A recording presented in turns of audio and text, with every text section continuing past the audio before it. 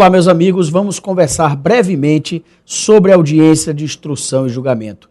Este é, na minha concepção, o ato mais importante do processo. Ora, o autor pode ter elaborado uma petição inicial perfeita e esse mesmo comportamento pode ser visto em relação ao réu quando elabora e apresenta a contestação.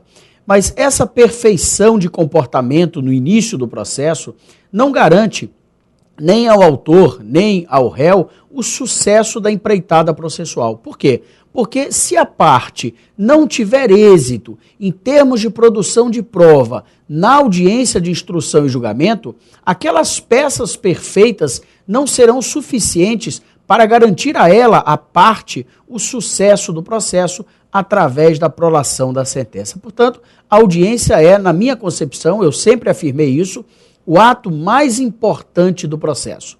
O que nós devemos estudar em relação a este ato de forma abreviada, evidentemente? Primeiro, a audiência de instrução e julgamento é designada quando for constatada a necessidade da produção de prova oral. Meus queridos amigos, essa expressão é utilizada no gênero, apresentando depoimento pessoal das partes e prova testemunhal como espécies. Portanto, quando o magistrado, analisando a petição inicial e a contestação, perceber que, para sair do estado de dúvida, é necessária a produção da prova oral, a audiência de instrução e julgamento será designada como consequência lógica.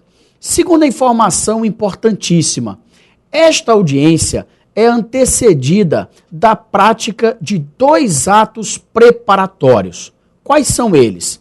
Primeiro, intimação dos protagonistas do processo. Este ato é providenciado, é praticado pela Secretaria do Juízo e, por conta dele, serão intimadas as partes, serão intimadas as testemunhas, será intimado o representante do Ministério Público, se for o caso, serão intimados os advogados. O segundo ato preparatório, extremamente importante, diz respeito à apresentação do rol de testemunhas. E vocês poderiam perguntar, em que prazo? Depende do rito. No rito comum ordinário, por exemplo, olhando para o artigo 407, percebemos que, como regra, o prazo para apresentação do rol é de 10 dias. No que toca à realização efetiva da audiência de instrução e julgamento, recomendo que vocês olhem para o artigo 452.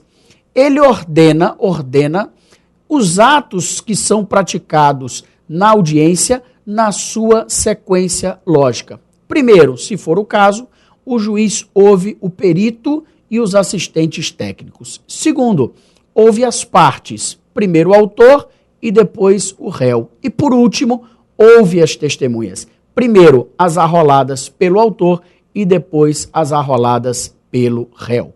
Não há dúvida de que a prova testemunhal, é uma afirmação que faço, é extremamente importante dentro da dinâmica do processo. Já se afirmou há tempos atrás que a testemunha seria a prostituta das provas. Meus queridos amigos, olhando para a dinâmica forense, posso dizer-lhes, é absolutamente excepcional, absolutamente anormal o julgamento de um processo sem a ouvida de testemunhas. Portanto, estamos diante de uma prova importantíssima para a formação do convencimento do magistrado. Eram estas as informações que pretendia passar para vocês no dia de hoje.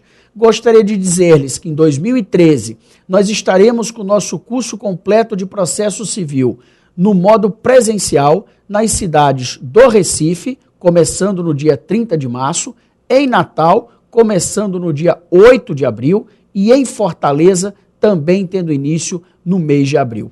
As informações complementares vocês podem obter acessando o site que aparece em companhia deste vídeo e quero dizer-lhes que será para mim um prazer enorme ter vocês como alunos no ano de 2013. Portanto, até lá.